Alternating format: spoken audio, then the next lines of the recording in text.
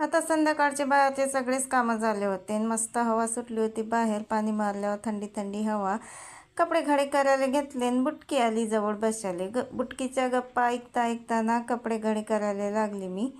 आणि मस्त असे कपडे घड्या करून घेतल्या. बुटकी चालली गेली. मग काय कपडे घरात नेऊन ठेवले.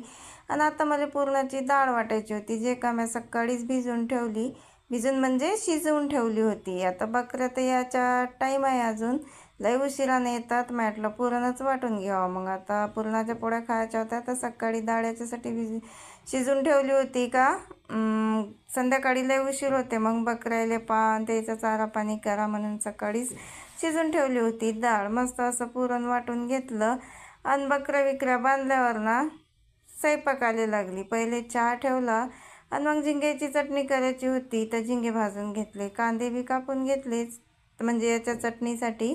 तरी अजून बकऱ्या आल्याच नव्हत्या. सगळी तयारी करून ठेवली मी. बकऱ्या बांधून मग लागली पुरणाच्या पोळ्या करायला. आता तुम्ही म्हणसान पुरणाच्या पोळ्या काय आहे आज तर कोणचा सण नाही, तिवार नाही, कोणची खुशी नाही, पण मला खा वाटल्या होत्या पुरणाच्या पोळ्या म्हणून बनवल्या आज पुरणाच्या पोळ्या. ते बी डब्याच्या.